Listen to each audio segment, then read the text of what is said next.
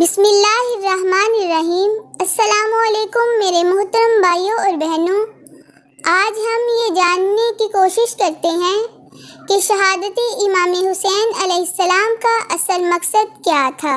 اسلامی ریاست کی اولین خصوصیت شروع سے ہی یہ رہی ہے کہ اس میں صرف زبان سے ہی یہ نہیں کہا جاتا تھا بلکہ سچے دل سے یہ مانا بھی جاتا تھا اور عملی طریقے سے اس عقیدہ و یقین کا پورا ثبوت بھی دیا جاتا تھا کہ ملک خدا کا ہے، کوئی فرد، ادارہ یا کوئی طبقہ مسلمانوں کے ملک کا مالک نہیں ہے۔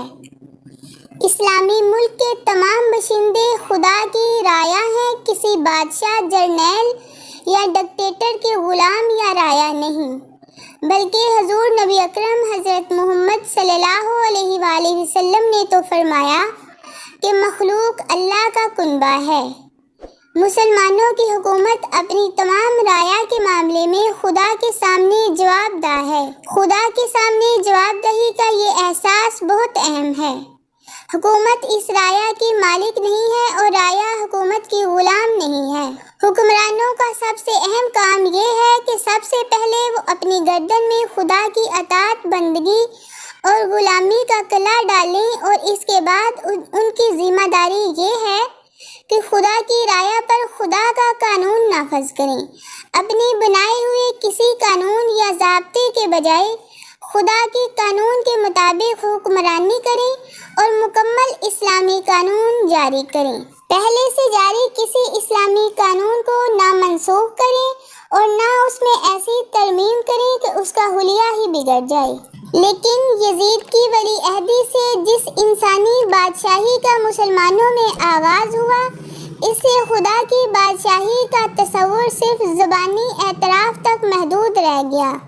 عملاً اس نے وہی نظریہ اختیار کر لیا جو ہمیشہ سے ہر انسانی بادشاہ کا رہا ہے۔ اس وقت دنیا کے دوسرے بادشاہوں کا جو نظریہ رائج تھا، یعنی ملک بادشاہ کا اور شاہی خاندان کا ہے، اور وہ رعایا کی جان، مال، آبرو اور ہر چیز کا مالک ہے۔ ان میں سے جس چیز کو چاہے وہ رون ڈالے، کوئی اس سے پوچھنے والا نہ ہو۔ خدا کا قانون بعد میں مسلمان بادشاہوں کے زمانے میں نافذ ہوا بھی تو صرف عوام پر ہوا۔ بادشاہ اور ان کے خاندان اور امراء حکام زیادہ تر اس سے آزاد رہے۔ میری تمام مکتبہ فکر کی علماء کرام اور ذاکرین سے یہ عاجزانہ گزارش ہے کہ اگر وہ محرم کی مجلسوں میں، محافل میں حضرت امام حسین علیہ السلام کی شہادت اور ان کی عظیم قربانی کے اسی مقصد کو بیان کیا کریں تو ان کے اس بیان سے نہ کسی شیعہ کو اختلاف ہو سکتا ہے اور نہ کسی سنی کو۔ پھر ملک میں محرم میں امن و امان کو کوئی خطرہ لاحق نہیں ہوگا۔